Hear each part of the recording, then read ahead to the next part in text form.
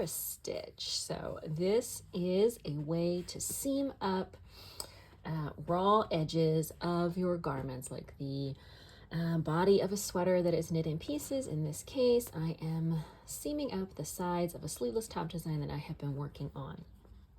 And this is a simple stitch for seaming things, very straightforwardly, and doesn't require any sewing knowledge whatsoever. So we like that.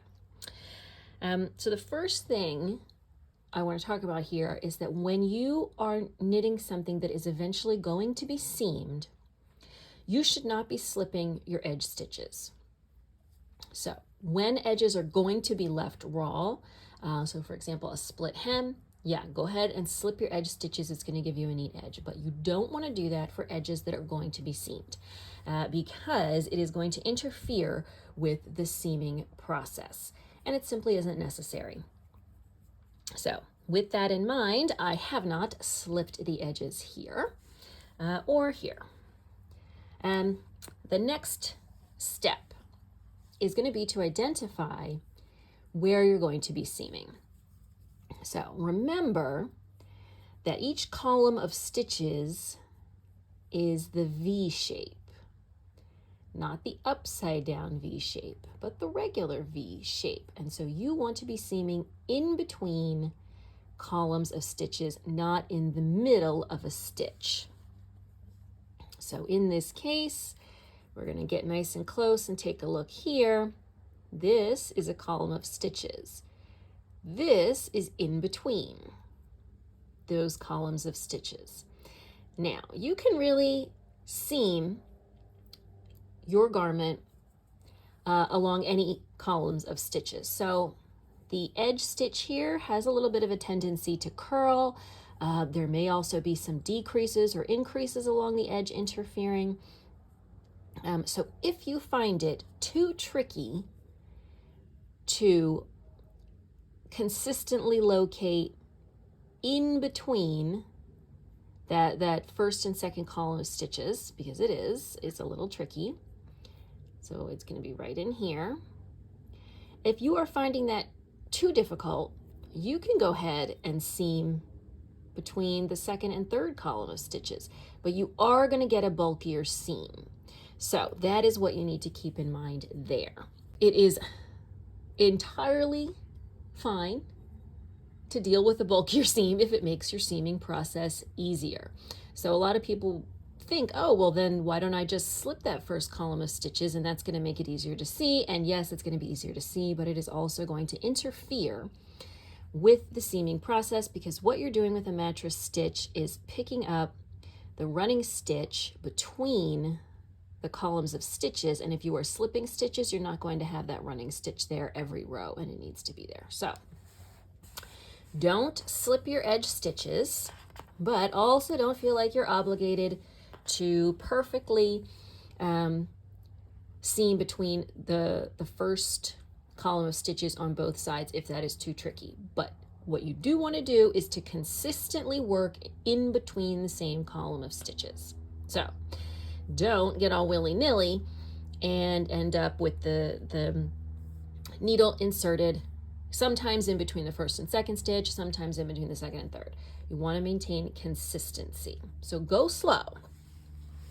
All right, so I'm going to do my best to start seaming this correctly in between the first and second column of stitches. So again, on this side, remember the right side up V, as I confuse you even more, is the column of stitches. So here, and I'm going to be reaching in between. It can look tricky because that last or first, depending on which side, column of stitches tends to curl under. But we're going to do our best. So first we're going to set up, and to do that, we're going to come, in this case, I have a rolled hem, so it's relatively easy to figure out where we're starting. We are going to come all the way down to the bottom, and we are going to thread a long piece of matching yarn onto our yarn needle. And we're going to insert our yarn needle in between the first and second stitch right here. Okay, so you can see I am working in between those first 2 columns of stitches. I'm going to pull this up all the way, and I'm going to leave a short tail like that. And then I'm going to do the same thing over here. From the back to the front, going to insert the yarn needle in between the first and second column of stitches right at this bottom corner here. I'm going to make sure I get it right here. Okay, there's my column of stitches, so we're going to insert the needle right in here. Come on, you can do it, right in there. There we go, okay. Right at the bottom. And we're going to pull that through. When you're starting out, this little yarn tail might sometimes get in your way. So just kind of try to pull it out of the way. Okay. Now, for the rest of this process, we're going to do the exact same thing, all the way up this length. I'm going to take my yarn needle. I'm going to come in between the first and second stitch, and I'm going to pull upward, and I'm going to find this running stitch that's in there. So again, in between here, I'm going to find this running stitch. And I'm just going to pull the yarn through. Now don't pull too tightly so that your tail comes all the way out. Your tail out of the way. Tail stays down there. We're going to pull, but not super tight because we don't want that tail to come loose. And then we're going to do the same thing on the other side. And the key here is to try to match 1 to 1. Now, that means in between the first and second column of stitches, row 1, in between the first and second column of stitches, row 1 on the opposite side. Now, you can fudge it a little bit if you mess up and you get to the end and you find you have an extra row or 2, you can fudge that a little bit, but just 1 or 2 extra rows, not like an inch of extra stitches. So bear that in mind. We're going to come over here. We're going to insert, again, needle in between first and second column of stitches and find that running stitch and pull our yarn through and pull that pesky tail back out of the way so it doesn't get caught up in what we're doing here. Okay. All right, so I'm going to tighten this up a little bit. You can hold this bottom thread so it doesn't get, because if you pull too hard, it'll just pull right through it and have to start all over, which is not the end of the world, but all right, and we're just going to keep doing that. And again, remember, we're going to keep going in between the same column of stitches, and we're just going to find that running stitch. So here's the one we did last time. Here's the next one. Going to go back to the other side, make sure we're in the same column. We're going to keep this loose at first because that makes it easier to see. We're going to insert the needle. So there's the yarn from the last time. Insert it in here. There's our running stitch.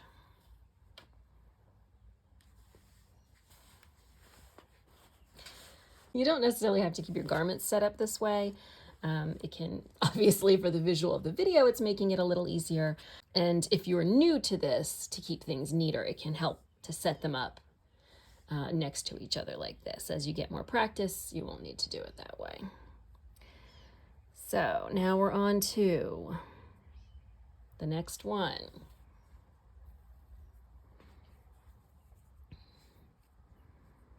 And the next one over here.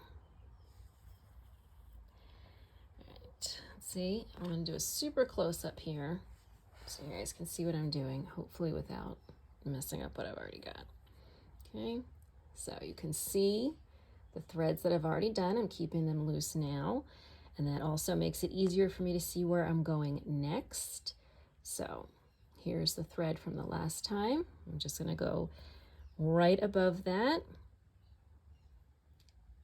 in between here, and find the next running stitch. Okay, You don't really have to look for much. You just kind of insert the needle and pull up, and there it is. Okay, let's settle these back down so you can see. So I'm going to do this a few more times, and then I'm going to pull it tight so you can see how it looks. So finding our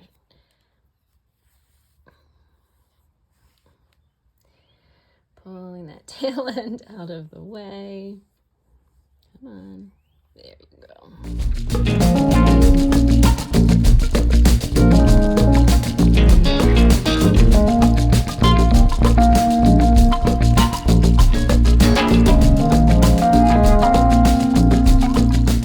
And you can see it looks pretty messy at this point, but we're going to keep on going so you can see the magic more clearly. The other thing you want to be careful of is to not accidentally reach back in and pick up the exact same running thread. So just keep an eye on where your thread was and make sure you're going above it to the next row. All right, so now we've got a little more than an inch.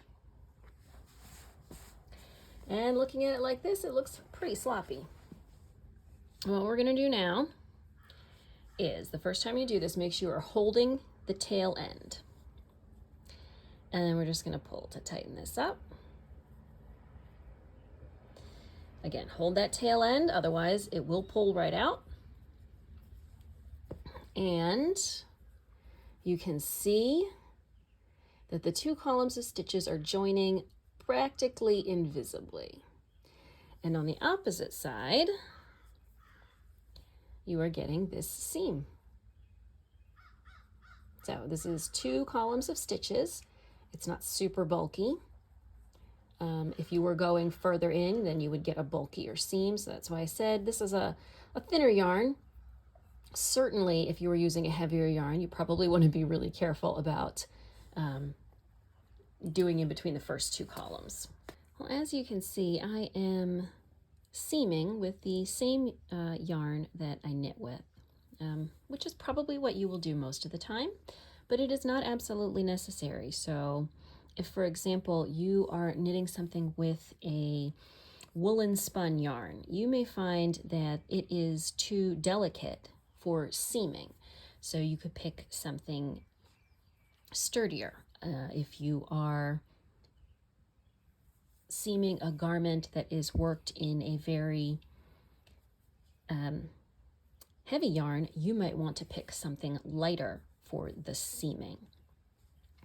In my experience, it is a good idea to match the color. Sometimes a little bit of yarn can peek through, so you want to try to match the color of your main garment as closely as you can, unless that's something that doesn't bother you.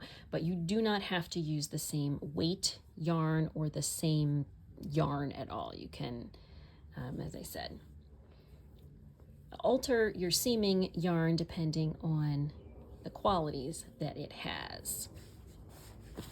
So now I'm going to do this part again. Just pull that. There we go. So you just want to pull until it stops. Don't keep yanking. As long as the stitches are together, don't keep yanking, because it's going to distort the seam, and it might even, as I said, pull this yarn, your tail end, back out. And then once I have done that, I like to loosen up just the first couple so I can make sure I can see where my yarn was and make sure I don't accidentally skip a row because it's gotten hidden in the tightened up seam. When we get to the end of where we're seaming, now for a lot of things you're going to seam up the whole side of the garment right up to the armhole. In this case, I've got kind of something else going on, so it looks a little different. No, not you. You. Okay, there we go. On that side, and let's move this one and do one more stitch on the other side.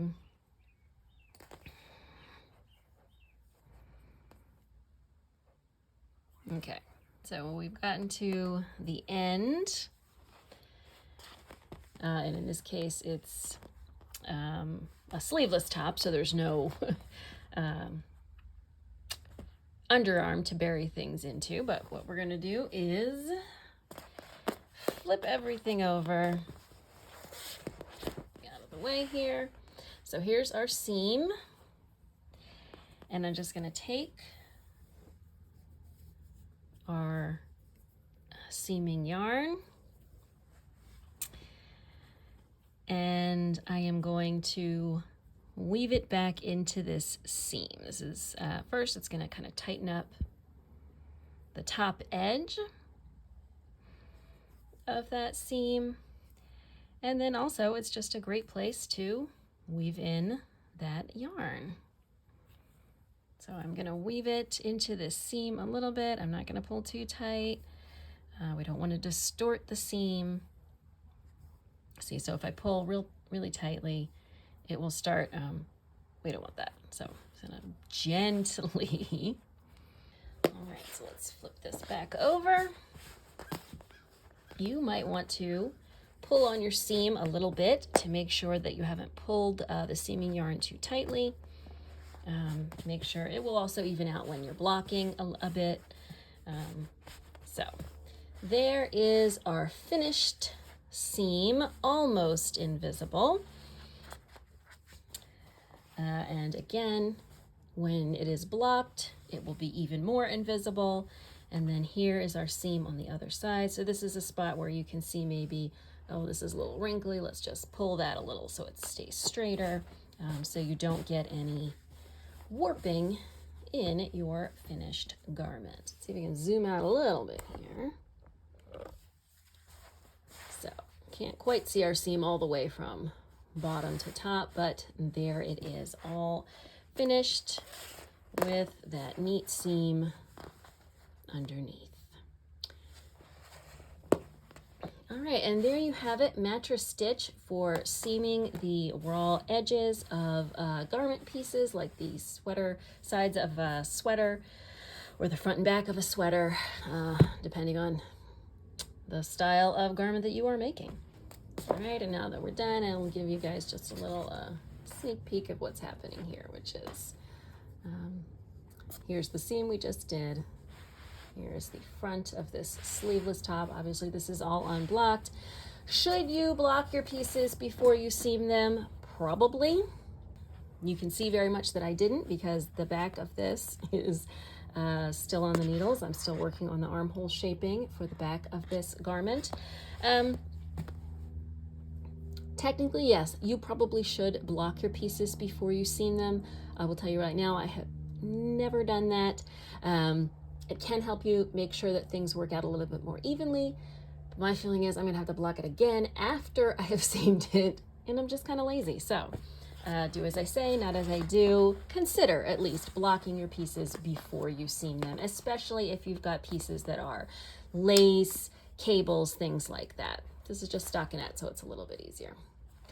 All right, thank you so much for checking out today's video on mattress stitch. If you found it useful, I hope you will give it a thumbs up. Don't forget to subscribe to the channel. New knitting videos every Saturday. Thanks again for checking out this video, and I will see you soon in another video. Bye.